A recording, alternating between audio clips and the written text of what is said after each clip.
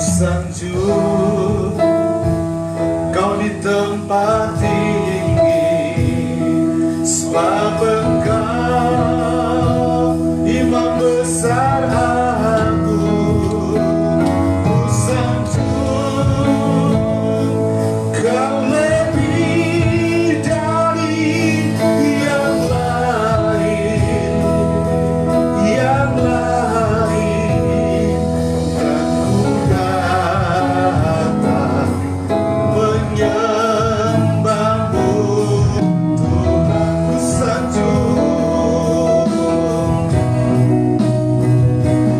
ku sanjung Kau di tempat tinggi, sebab Engkau Imam besar aku.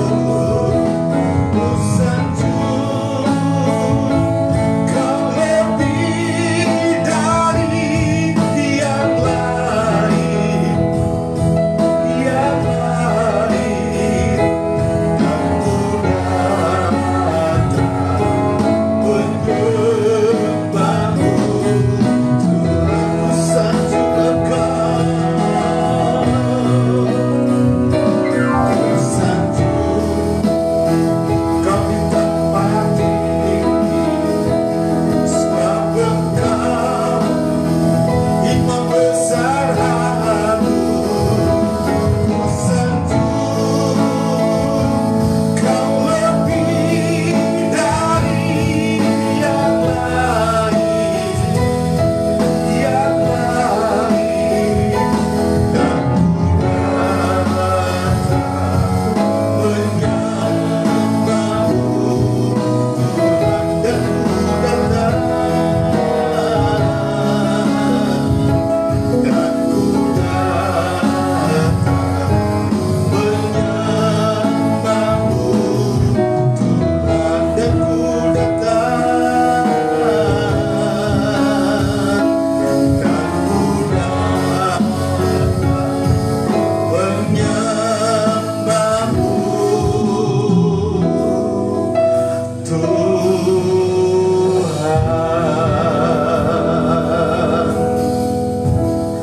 Bersama-sama dengan seluruh umat Tuhan yang Engkau kasihi, kami mengakui bahwa sesungguhnya pertolongan atas ibadah kami datangnya dari Bapa. Dialah pencipta langit dan bumi dan segala isinya. Dialah Tuhan Yesus Kristus, Allah yang setia, Allah yang mulia, Allah yang ajaib, Allah yang luar biasa. Turunlah berkat sukacita, berkat damai sejahtera dilimpahkan dalam kehidupan kita semua saat kita datang beribadah dalam ibadah pagi yang diberkati oleh Tuhan. Demi nama Tuhan kami berdoa bersyukur. Haleluya, amin. Silakan duduk Bapak Ibu yang dikasihi Tuhan. Firman Tuhan dari kitab Keluaran pasal 23 ayat yang ke-25 mengatakan, tetapi kamu harus beribadah kepada Tuhan Allahmu, maka Ia akan memberkati roti makananmu dan air minumanmu, dan aku akan menjauhkan penyakit dari tengah-tengahmu. Amin. Tuhan memberkati kita semua. Selamat beribadah.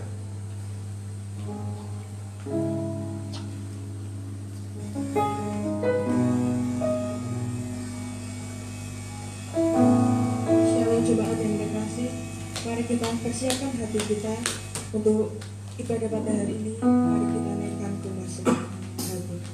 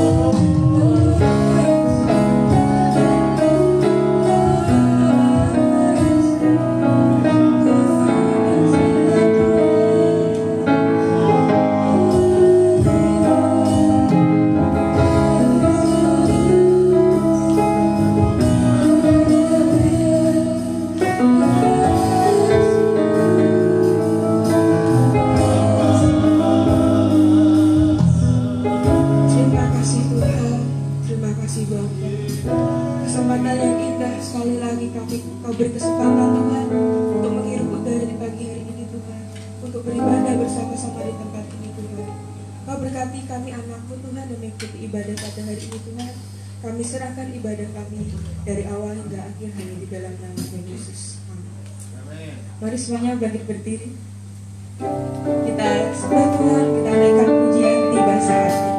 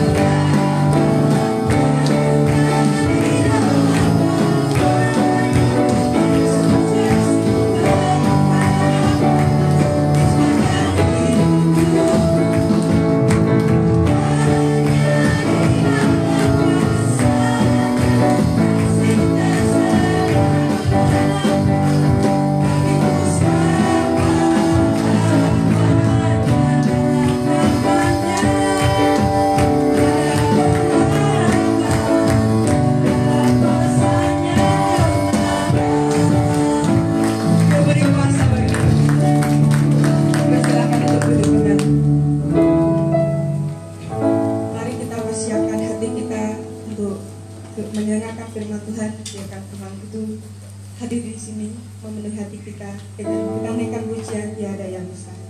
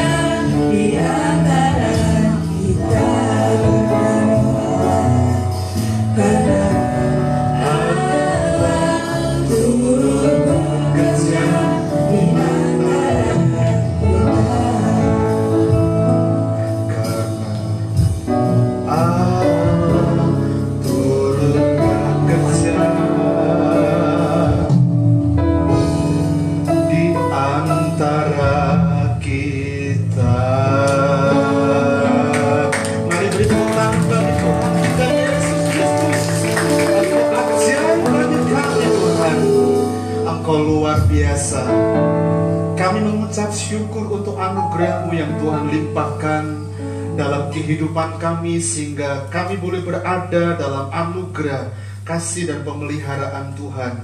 Kalau Tuhan bawa kami sampai dengan hari ini, kami patut mengucap syukur karena kami memiliki Allah yang ajaib, Allah yang luar biasa, Allah yang kami banggakan. Yesus Kristus namanya. Dialah Bapa yang baik, Bapa yang mulia.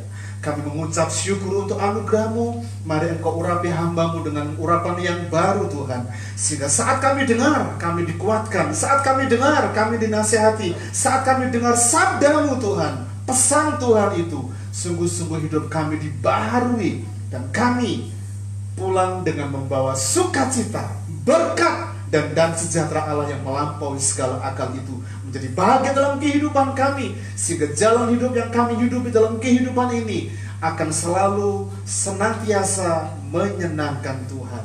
Terpujilah Engkau Bapa yang baik, Bapa yang mulia. Demi nama Tuhan kami berdoa bersyukur. Haleluya. Katakan sama-sama. Amin. Puji nama Tuhan. Shalom Ibu Bapak yang saya kasihi dalam Tuhan Yesus Kristus. Shalom semuanya. Ya, saya berikan waktu 2 menit untuk kita ngomong satu dengan yang lain, tapi ngomongnya dari jauh aja, salaman begitu ya. Boleh, silahkan. Saya mau kasih kesempatan karena kita hari ini saat ibadah kita sedang membangun relasi, kita membangun hubungan. Ayah, yang di pojokan sana belum kita sapa. Ayo kita sapa Bu Edi. Oke. Siapa lagi ya yang perlu kita sapa? Pak Elia, Pak Komandan. Iya, Bapak Ibu yang dikasihi Tuhan, tolong tampilkan slide saya, Kakak. Pagi ini kita akan bersama-sama belajar firman Tuhan dari topik yang sebetulnya topik ini adalah jangan menjauh dari Tuhan, jangan menjauh darinya. Ini adalah tema di ibadah kita di minggu pertama kemarin. Tapi minggu pertama kemarin gereja kita diresmikan menjadi gereja yang mandiri dan berada dalam sebuah naungan di Sinode CKI. Dan kesempatan tema itu belum diambil, saya mau ambil karena memang ini penting buat kehidupan kita, karena bulan September adalah bulan doa, bulan mendekatkan diri kepada Tuhan, ya, bulan dimana kita boleh menikmati akan anugerah saat kita dekat dengan Tuhan. Oke, mari kita akan baca bersama-sama di dalam kitab Keluaran pasal yang ke-9 ayat 1 dan sampai dengan ayat yang ke-7.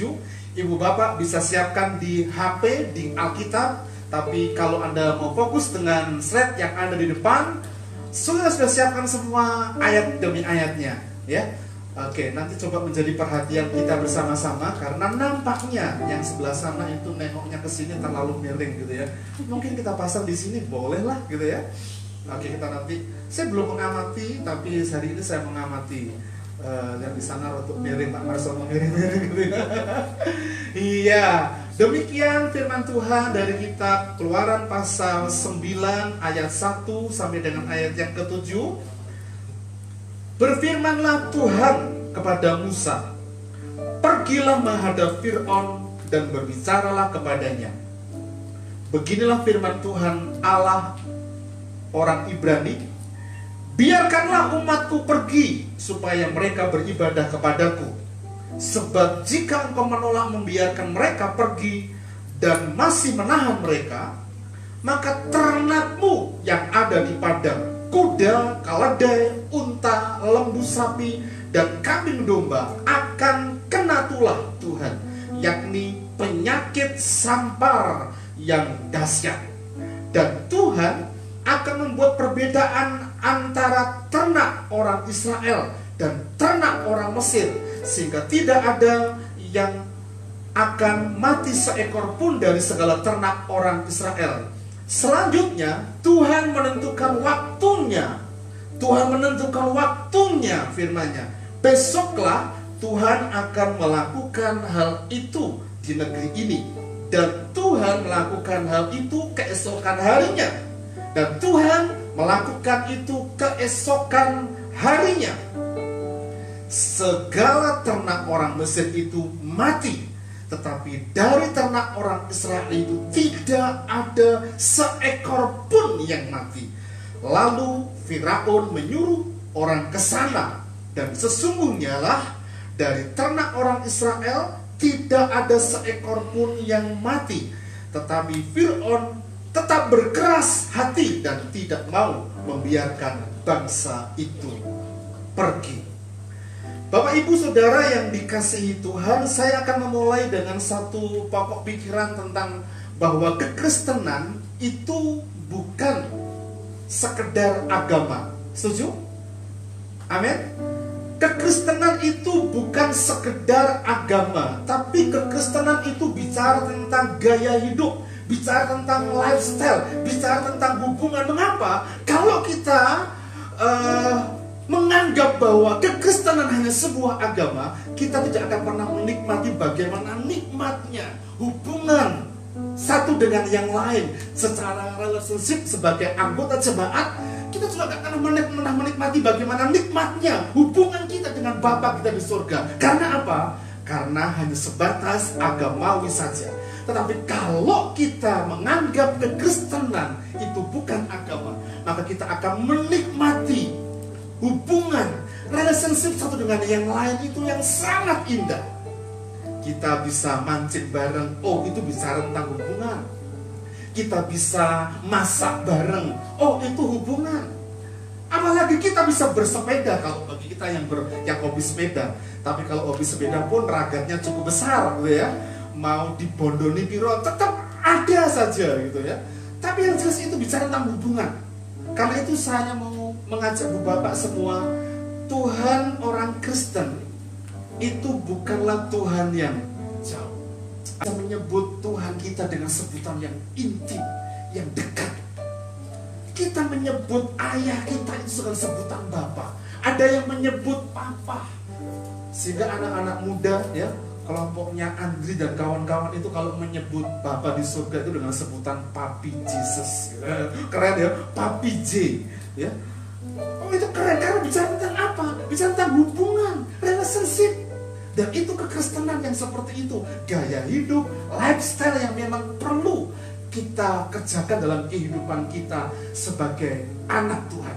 Nah, berbicara tentang jangan menjauh dari Tuhan.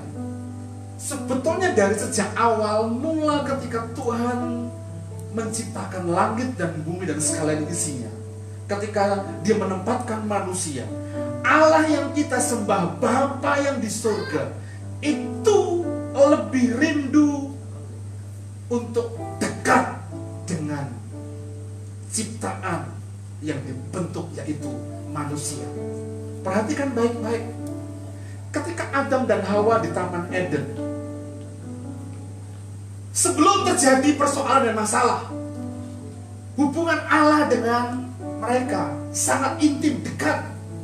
Bahkan Hawa itu bisa ngomong-ngomong dengan Tuhan. Adam bisa ngomong dengan Tuhan, Tuhan bisa ngomong dengan, dan sebaliknya. Karena apa? Ada hubungan relationship yang baik. Dan itu bicara tentang kekristenan. Tapi mereka ketika jatuh dalam dosa, apa yang terjadi? Manusia berusaha menyembunyikan diri, tapi Allah Bapa itu mencari. Coba Anda perhatikan, selidiki. Ketika ada komunitas, ada manusia, ada pribadi yang mencoba untuk menjauhkan diri, Allah selalu datang, Allah selalu panggil dia. Supaya apa? Supaya manusia itu kembali kepada Allah. Karena itu saya mengatakan bahwa Allah terlebih rindu untuk membangun hubungan dengan kita yang dikasihinya. Dia berikan Yesus, anaknya yang tunggal. Supaya apa? Kita punya relationship yang baik dengan Bapa kita di surga. Dan Allah berinisiatif dengan berbagai macam cara sebelum Tuhan Yesus diberikan kepada kita manusia. Nabi diberikan, hakim-hakim diberikan, dan semua itu untuk siapa? Untuk manusia. Dalam rangka apa? Membangun relationship. Karena itu, kalau kita membahas tema ini, ternyata Tuhan itu lebih rindu, lebih sangat rindu untuk punya relationship, hubungan dengan kita. Nah, dalam teks bacaan kita hari ini dalam kitab Keluaran pasal 9 ayat 1 sampai dengan ayat yang ke-7 ini, ada 3 kata kunci yang perlu kita perhatikan dan menjadi poin penting dalam perenungan kita. Yang pertama adalah ibadah, dan yang kedua adalah perbedaan, yang ketiga adalah waktu atau kairos.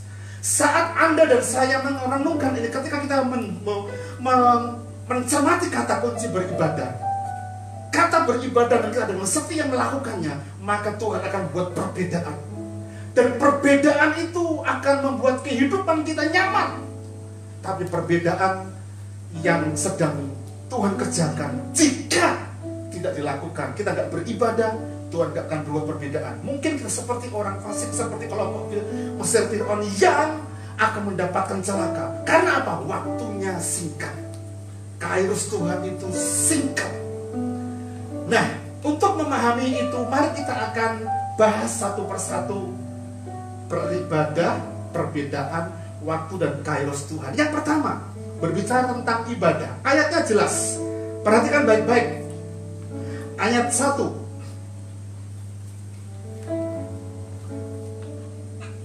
Berfirmanlah Tuhan kepada Musa, pergilah menghadap Fir'aun dan berbicaralah kepadanya. Berbicara, ngomong jadi wakilku. Kepada siapa? Fir'aun.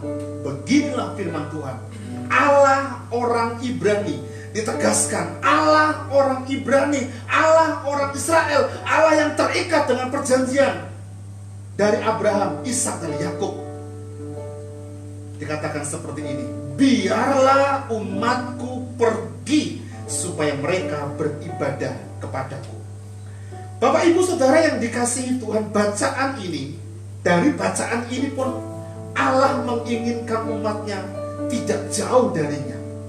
Ketika mereka berada di Mesir, sekalipun mereka tinggal di Goshen, Mesir bicara tentang jauhnya hubungan mereka dengan Tuhan. Karena ternyata, mengapa Tuhan itu mengizinkan terjadi 10 tulah yang ada di Mesir? Kalau saya belajar tulah-tulah yang dibuat oleh Tuhan, ternyata ada konotasi yang memang Allah yang disembah oleh orang Israel itu pengen menghancurkan segala bentuk penyembahan berhala di Mesir karena ada dewa. Dan ini adalah tulah yang kelima, penyakit sampar pada ternak. Ini, dan itu bentuk pengulangan. Kalimat yang diucapkan di ayat 1 ini adalah kalimat yang diucapkan terus menerus sampai 10 tulah itu berhenti. Baru Fir'aun membiarkan Israel pergi beribadah. Artinya membiarkan Israel pergi di padang gurun mengadakan perjalanan menuju ke tanah Kanaan, seperti yang Allah kehendaki dalam kehidupan umat Israel. Ya. Karena itu mari kita perhatikan bersama-sama. Saat kita punya waktu, kesempatan, kita gunakan dengan baik-baik untuk kita punya kalimat kunci ini beribadah. Dan ini pengulangan terus, diulang terus. Nah, Bapak Ibu yang dikasihi Tuhan, berbicara tentang ibadah, Rasul Paulus menunjukkan kepada kita, ya, sebelum nanti kita akan lihat teks aslinya, beribadah itu seperti apa sih sebetulnya? Apakah hanya datang beribadah di hari Minggu, hari Sabtu di YouTube-nya, kita sementara ikut ibadah lewat video yang ditonton dan sebagainya, atau sekarang kita tidak ikut ibadah tapi menyaksikan ibadah secara live streaming, atau kita bicara di YouTube dan sebagainya? Apakah seperti itu? Kita akan bahas bersama-sama. Paulus memberikan sebuah pemahaman yang sangat perlu sebuah tekad bagi kita yang hidup hari ini. Dia berpesan kepada anak rohaninya yang notabene Timotius itu masih muda belia. Ketika dia jadi gembala di Efesus, dia masih muda, ya, antara usia 30 sampai 40 tahun, masih muda. Dan orang muda itu punya passion yang berbeda-beda. Ada yang suka olahraganya macam-macam, ya. Ada yang suka olahraga badminton, futsal dan sebagainya. Ada yang suka mancing sampai harus beli boot segala begitu, ya. Jadi seperti itu. Itu olahraga, itu hobi gitu, ya. Dan ternyata kalimat ini mengatakan begini. Perhatikan dari ayat 7. Nanti kita akan buktikan bahwa ada hal penting Bukan sekedar kita itu berolahraga. Perhatikan baik-baik. Jangan ini dari terjemahan firman Allah yang hidup. Kita akan bacakan dari terjemahan baru dulu. Tetapi jauhlah tahayul dan dongeng nenek-nenek tua. Latihlah dirimu beribadah. Latihan badani, olahraga, hobi yang memang untuk tubuh kita terbatas gunanya, tetapi ibadah itu berguna dalam segala hal karena mengandung janji baik untuk hidup ini maupun untuk hidup yang akan datang. Saya bandingkan dari terjemahan firman Allah yang hidup. Perhatikan baik-baik. Jangan membuang-buang waktu. Untuk apa? Memperdebatkan hal-hal yang bodoh, yang disebut tahayul, dongeng-dongeng yang tidak ada artinya. Tapi pergunakanlah waktu dan tenagamu untuk melatih diri supaya engkau tetap sehat secara rohani. Dengan cara bagaimana? Beribadah.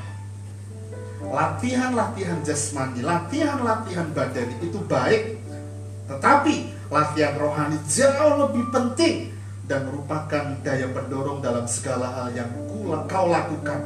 Jadi latihlah diri secara rohani dan jadilah orang Kristen yang lebih baik, karena hal itu tidak saja bermanfaat dalam hidupmu sekarang ini, tetapi juga dalam hidupmu yang akan datang.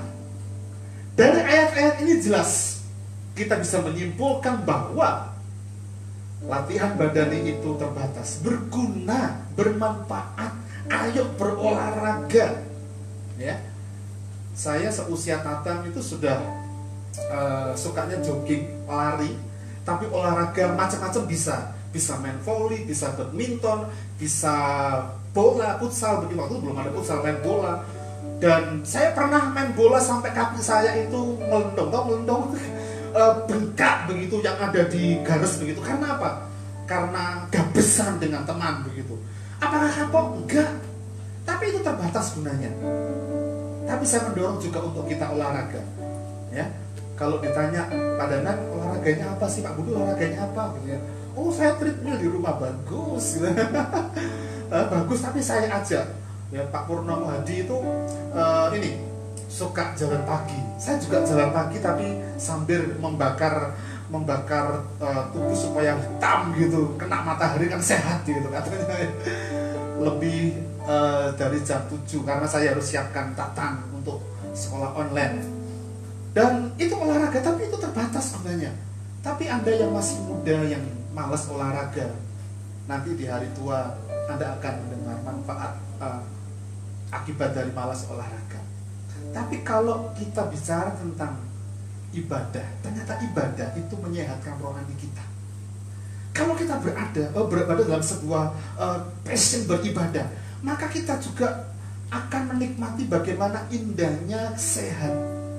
Ada istilah mens sana in corpore sano, ya, betul tidak? Dalam tubuh yang sehat terhadap jiwa yang sehat. Artinya saat jiwa kita sehat, kita pun akan bersama-sama memberikan kesempatan waktu untuk melatih cara badani. Nah, mari kita telah lebih lanjut, apa sih ibadah itu? Dalam Yohanes pasal 5 ayat yang ke-17, dalam Yohanes pasal 5 ayat yang ke-17, kita bandingkan. Ini perkataan Tuhan. Tetapi ia berkata kepada mereka, kepada para muridnya, Bapakku bekerja sampai sekarang, maka aku pun bekerja juga. Bapak Ibu Saudara yang dikasihi Tuhan, kata bekerja dalam teks Ibraninya itu adalah abad.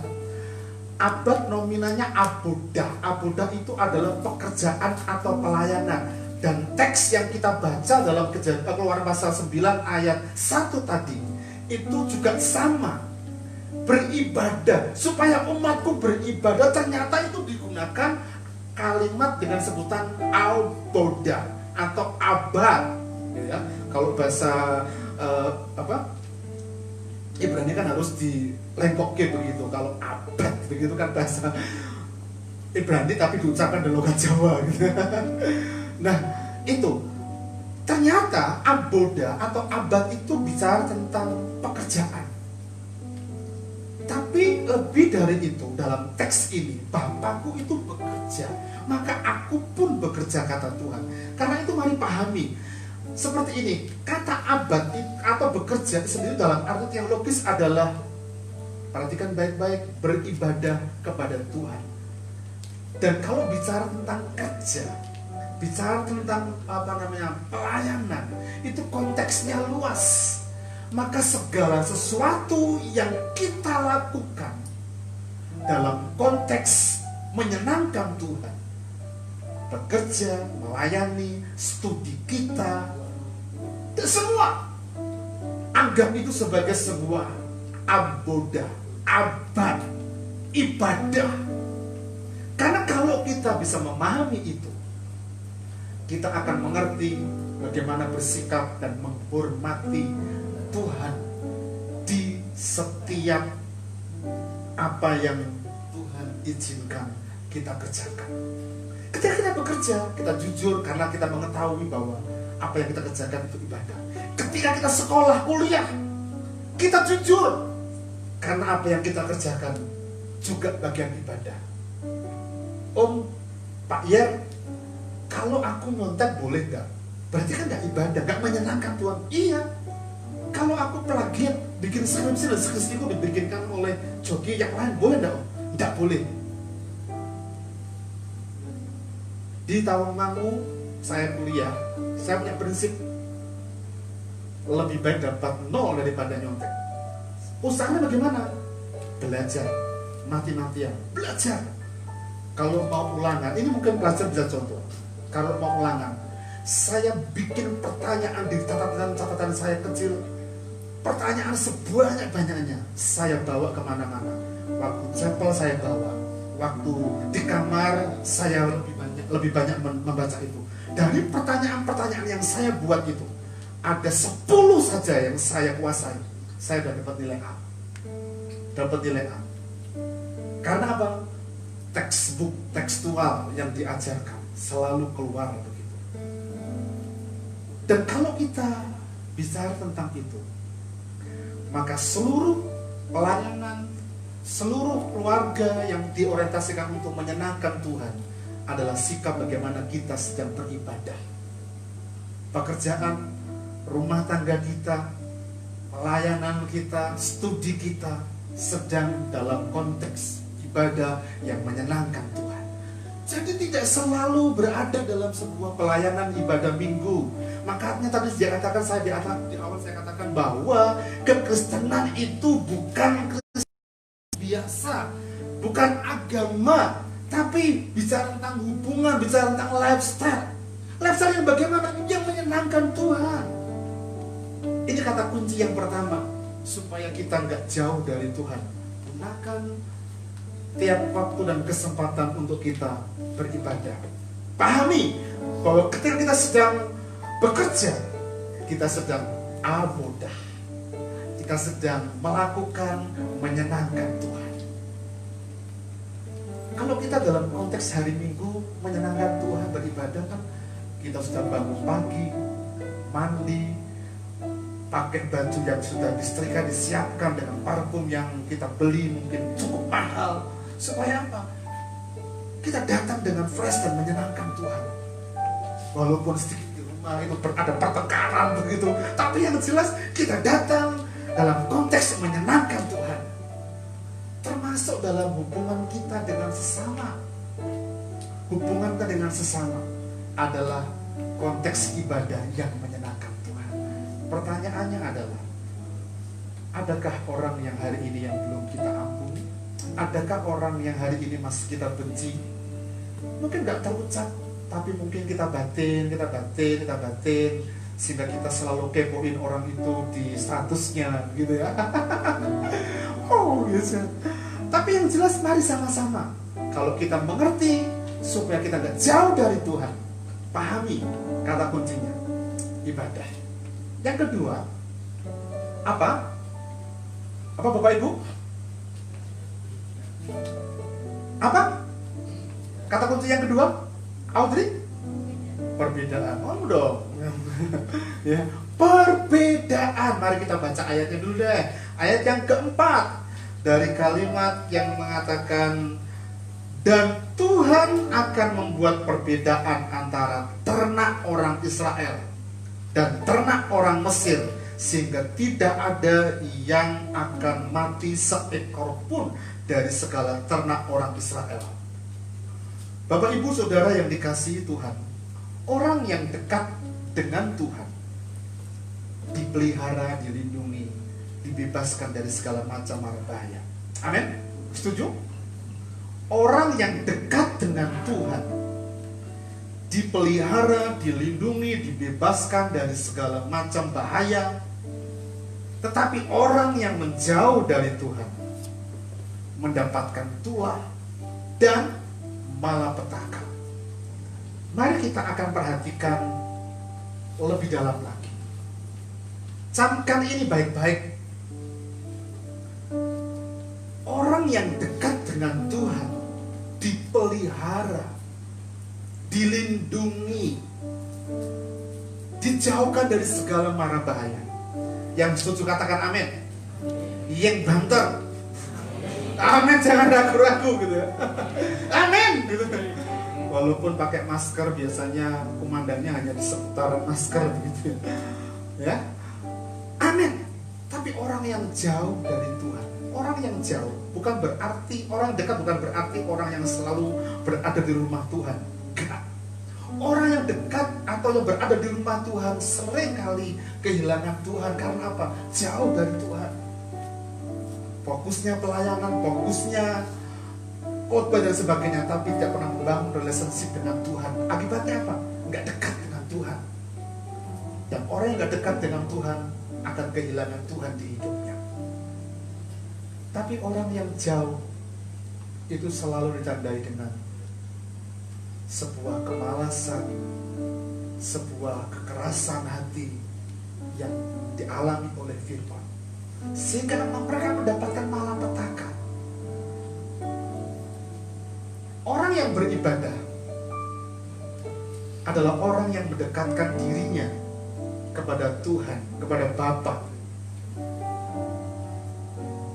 Dan Israel ketika mereka di tanah Goshen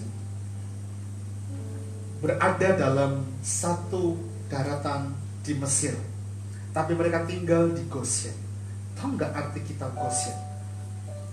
Goshen itu ternyata artinya ya, mendekatlah, atau jangan menjauh, drawing near. Itu Goshen. Itu kita pahami dulu. Goshen adalah tempat yang subur, terletak di dekat istana Fir'aun yang dibatasi oleh sebuah sungai, walaupun dekat Mesir tapi terpisah. Dan secara rohani, Goshen itu ada dalam perlindungan Tuhan. Pernahkah kita berpikir Tuhan itu kok kebetulan ya mengizinkan Israel tinggal di Goshen? Ternyata arti dari Goshen itu mendekatlah. Mendekat ketika apa? Orang Israel itu dekat dengan Tuhan. Mereka bisa lakukan ibadah di situ bisa. Tapi mengapa Allah menyuruh mereka keluar dari Mesir menuju tanah Kanaan untuk apa? Alasannya beribadah. Ingat konteks ibadah tadi bukan hanya datang dalam sebuah liturgi ke gereja dan sebagainya, tapi hidup yang menyenangkan Tuhan, lifestyle kita, studi pelayanan kita, pekerjaan kita, rumah tangga kita sedang kerjakan sebagai sebuah ibadah. Dan orang-orang yang tinggal di tanah Goshen, mereka beribadah, dan Tuhan buat perbedaan. Dalam ajaran 10 tulah yang Tuhan nyatakan kepada orang-orang Mesir, setiap tulah itu tidak pernah terjadi di Goshen, sekalipun satu daratan dengan Mesir. Pertanyaannya mengapa? Karena mereka dekat dengan Tuhan, dekat dengan Tuhan, drawing Nil. Mari kita telah lebih jauh lagi. Kejadian pasal 47 ayat 1 sampai 12 sebetulnya konteksnya, tapi kita baca ayat 4 saja. Ya, perhatikan di situ. Ayat 4, 5 dan 6. Lagi kata mereka kepada Fir'aun, kami datang untuk tinggal di negeri ini sebagai orang asing, sebab tidak ada lagi padang rumput untuk kumpulan ternak hamba-hambamu ini, karena hebat kelaparan itu di tanah Kanaan. Maka sekarang izinkanlah hambamu ini menetap di tanah Gosyen. Lalu berkatalah Fir'aun kepada Yusuf, ayahmu dan saudara-saudaramu telah datang kepadamu. Tanah Mesir ini terbuka untukmu. Tunjukkanlah kepada ayahmu dan kepada saudaramu tempat menetap di tempat yang terbaik di negeri itu. Biarlah mereka diam di tanah Gosyen. Dan jika engkau tahu di antara mereka orang-orang yang tangkas, tempatkanlah mereka menjadi pengawas. Ini peristiwa ketika Mesir dan seputar negara yang lain terjadi persoalan. Yusuf telah ada di Mesir. Mengapa? Karena Tuhan proses Yusuf dalam kehidupannya. Dan di Mesir Yusuf ditinggikan, diangkat. Di ibadah Yud, sudah dibahas detail ini. Yusuf diangkat di Mesir menjadi orang nomor 2. Dan saudara-saudaranya yang berada di Kanaan, di perantauan tadi datang ke Mesir minta tolong kepada Yusuf. Beberapa kali mereka mondar-mandir beli makanan ternak, beli makanan mereka sendiri begitu, sampai kemudian Yusuf mengakui bahwa aku ini Yusuf yang kamu jual. Yusuf tidak membalas dendam, Yusuf tidak sakit hati, dan dia mengatakan memang kamu mereka-rekakan yang jahat kepadaku, tapi Tuhan mereka-rekakan yang baik. Dan ketika mereka ada di Mesir, Yusuf, saudaranya dan Yakub dan semua itu ngomong dengan Fir'aun tinggal di Gosyen, tanah itu. Dan bicara kalau menetap, kita bandingkan dalam kitab Yeremia. Menetap itu bicara tentang apa? Sebuah proses kontinu yang masing-masing itu harus memahami bahwa perlu ada rumah, perlu ada konteks berkeluarga. Kalau berkeluarga berarti ada pernikahan, ada anak cucu yang dilahirkan. Sehingga di tanah Gosyen dalam kurun waktu 150 tahun Israel itu menjadi sangat besar, banyak. Sampai kemudian Fir'aun yang tidak mengenal Yusuf membuat satu keputusan supaya Israel tidak menguasai negara kita, negeri kita. Kita akan tindas mereka, membuat kota yang ada di Mesir, kota Ramses gitu ya, ditekan. Tapi dalam keadaan seperti itu mereka berseru kepada Tuhan. Akibatnya Tuhan dengar dan mereka diajak untuk beribadah keluar dari Mesir. Kembali kepada konteks perbedaan. Mereka tinggal dan menetap di tanah Gosyen. Mereka beranak cucu, beranak pinak di tanah Gosyen. Mereka berumah tangga di tanah Gosyen. Dan Gosyen itu artinya mendekatlah, drawing near.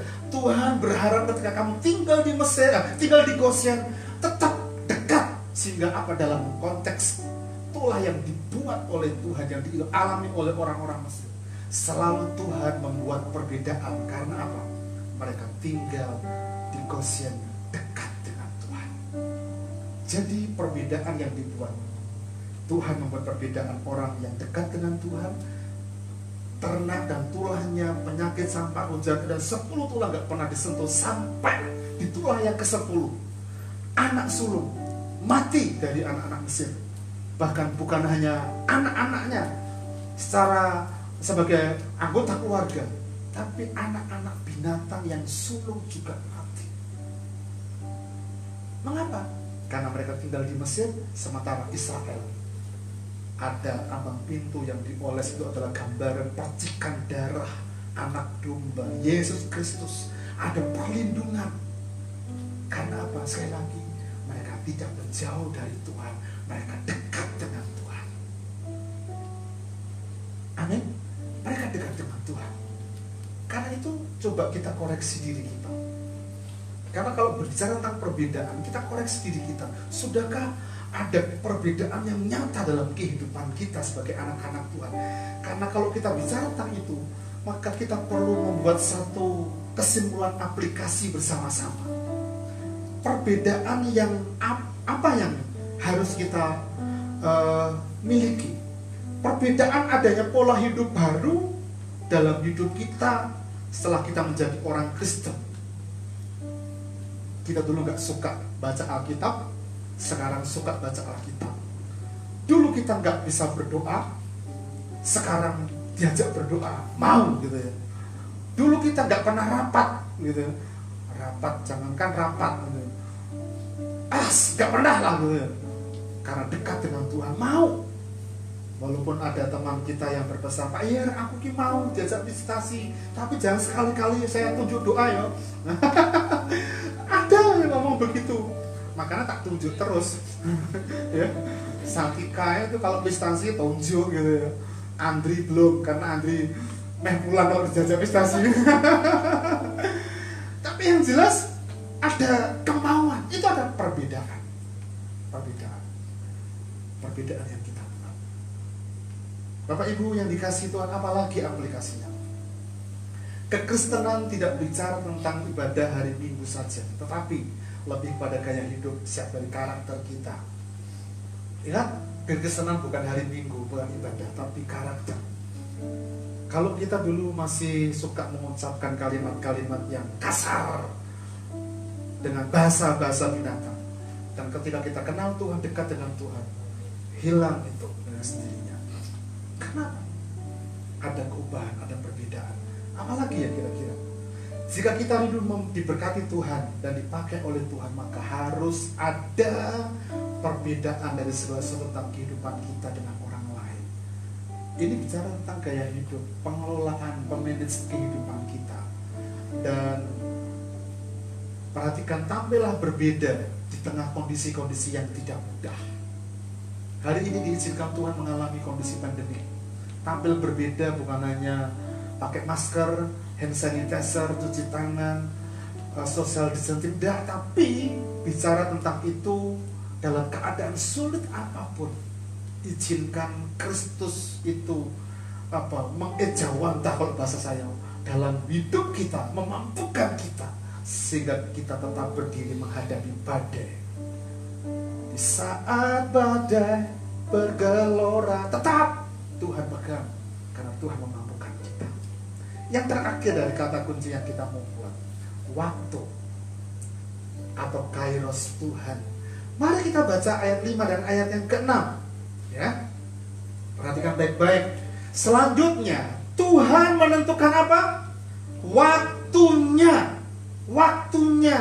Hari ini ditentukan, besoklah Tuhan akan melakukan hal itu di negeri ini. Dan Tuhan melakukan hal itu. Penyakit sampar pada ternak, hujan es, gelap gulita, semua sebelumnya itu terjadi. Tidak ada hal yang ditunda oleh Tuhan.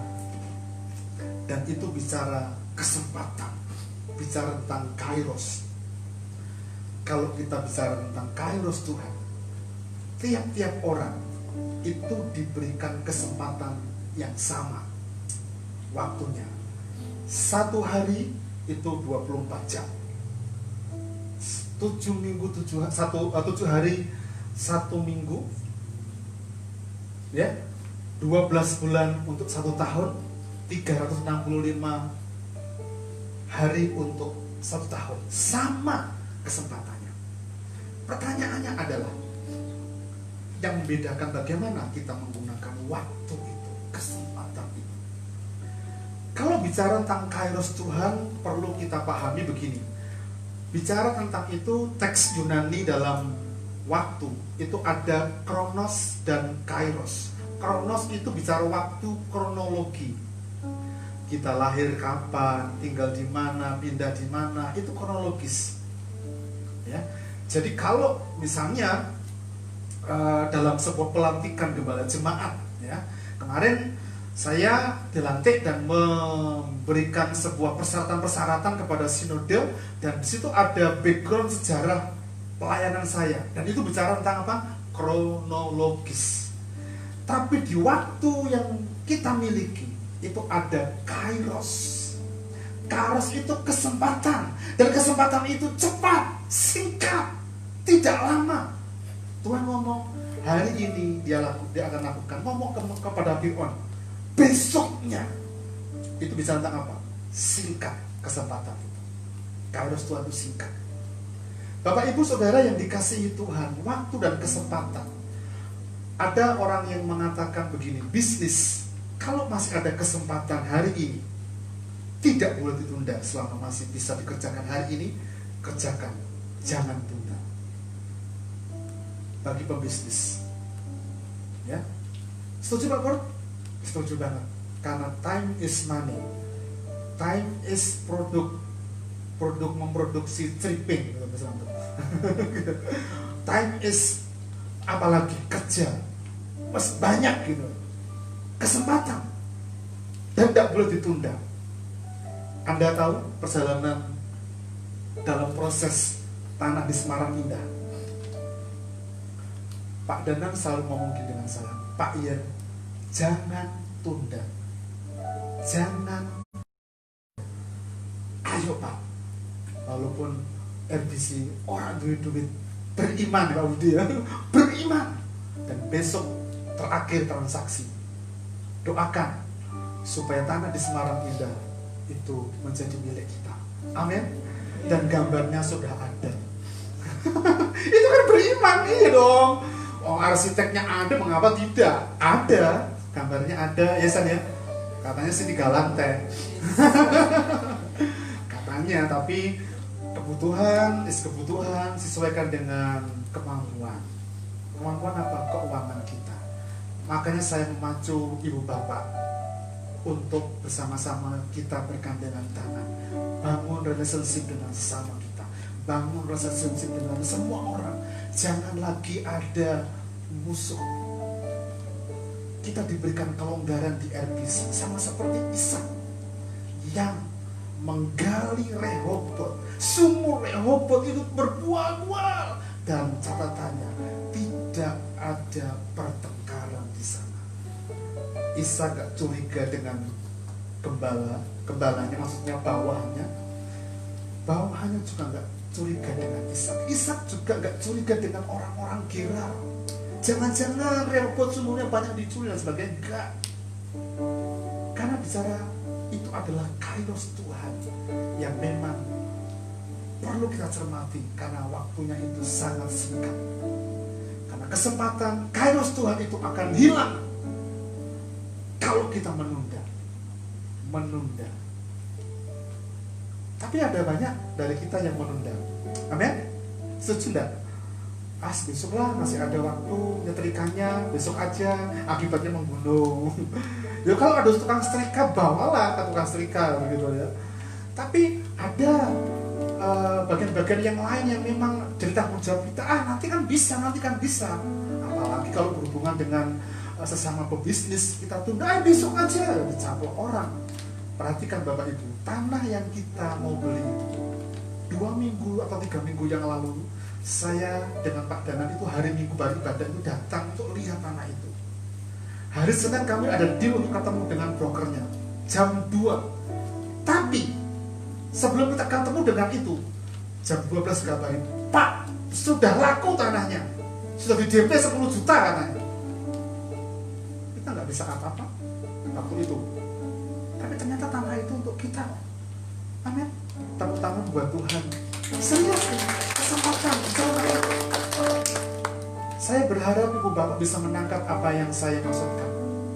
Hari ini kita yang belajar karena pandemi, gunakan waktu dengan baik. Sekalipun kita menjerit menangis, ya kalau kuliah itu jam 6 itu Yudis itu masih ada kelas katanya, sehingga kamarnya dikunci, tidak bisa diganggu-gugat. Gak tahu ngapain di kamar, gak tahu gitu, tapi itu yang terjadi.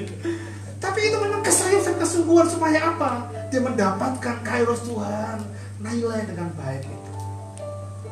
Termasuk kalau ada cowok yang datang kepada kalian, cewek-cewek, itu berdoalah kairos Tuhan. Iya. Tapi kairos Tuhan untuk hal itu perlu tanya kepada papa mamamu, kepada om Yer juga boleh, ya, atau kepada senior yang ada di sini, Pak Budi Cahyo. Iya, Pak Budi Cahyo itu luar biasa, yang banyak belajar dari beliau. Pak Janan itu juga luar biasa, rekan kerja. Tambah lagi nanti saya belajar dari Pak Purnomo Hadi. Wah, luar biasa. Bapak Ibu yang dikasihi Tuhan, mari kita akan selesaikan. Jangan menjauh dari Tuhan. Amin. Mengapa? Waktunya singkat. Beribadahlah. Ada perbedaan yang Tuhan akan buat karena waktunya singkat. Saya akan membawa ibu bapak untuk membaca ayat terakhir dari kitab Maliaki pasal 3. Maliaki pasal 3. Oh, kita lebih dahulu ini ya. Jika tidak tinggal di tanah Goshen, akan mengalami seperti yang dialami oleh orang Mesir. Israel tinggal di Goshen, mereka tidak mengalami seperti yang dialami oleh orang Mesir. Apa? Bencana, badai, persoalan. Tapi dekat dengan Tuhan, tidak jauh dari Tuhan. Tinggal di Goshen itu ada keamanan, ada perlindungan, ada kenyamanan di dalamnya. Terakhir, ayo kita baca ayat ini. Maliaki pasal 3 ayat 18. Maka kamu akan melihat kembali. Apa Bapak Ibu? Apa di situ? Perbedaan antara orang benar dan orang fasik, antara orang yang beribadah kepada Allah dan orang yang tidak beribadah kepadanya. Perhatikan ayat ini, kita mundur di ayat 17. Bicara tentang ini untuk siapa? Mereka akan menjadi milik kesayanganku sendiri. Ketika apa? Ketika kita beribadah dan membuat perbedaan. Siapa milik kesayangan Tuhan? Amin. Mau disayang Tuhan? Gunakan kesempatan waktu yang kita miliki untuk kita datang kepada Tuhan di setiap waktu. Karena waktunya akan habis. Amin. Kita datang kepada Tuhan. Pemusik bisa maju ke depan. Ku cari wajah. Saya undang ibu bapak bisa berdiri bersama-sama. Temukan kasih-Mu. Kau bukan Tuhan yang jauh dariku. Panggil namamu, ku panggil namamu, ku dengar jawabmu. Kau Tuhan yang selalu dengar seruan hatiku. Sungguh indah ketuhanan.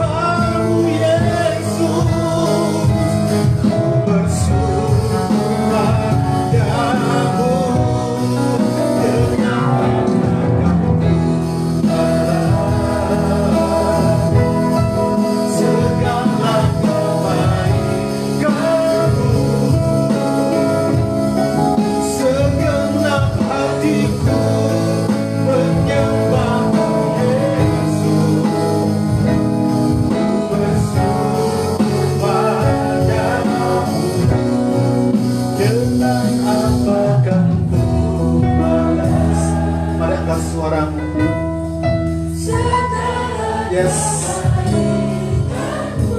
Mari kita segenap hati datang kepada Tuhan. Ya.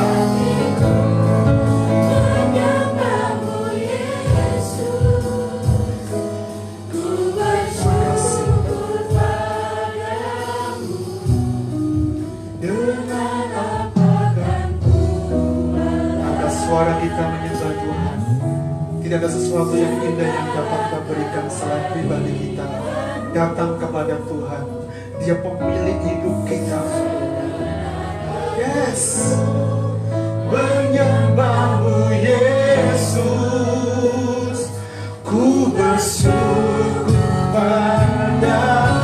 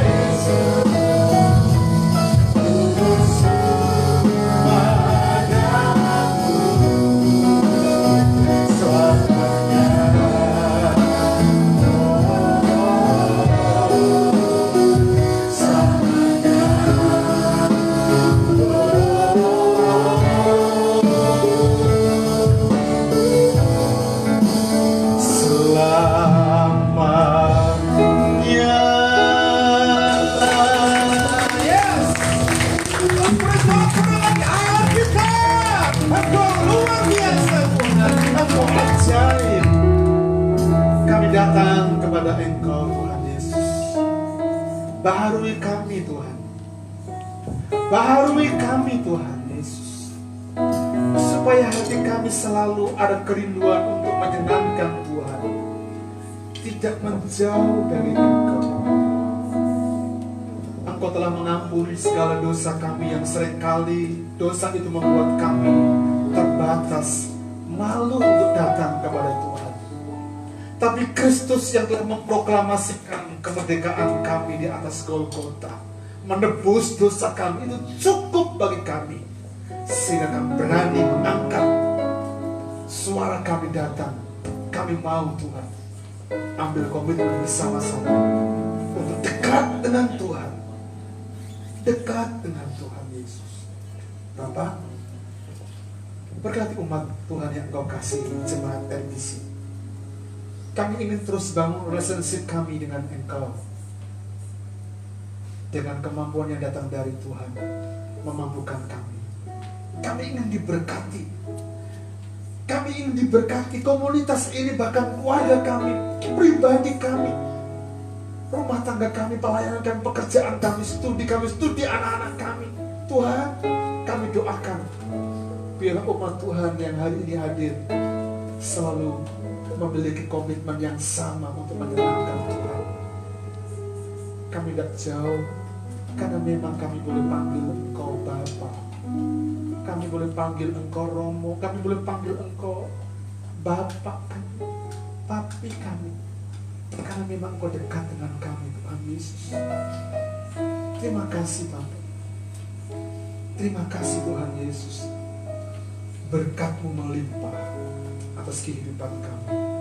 Tanamkan firman-Mu di hati kami, Sehingga firman itu sungguh-sungguh mengena dan hidup dalam kehidupan kami. Terpujilah Engkau Bapa yang baik. Demi nama Tuhan kami berdoa bersyukur. Haleluya. Amin. Silakan duduk Bapak yang dikasihi Tuhan.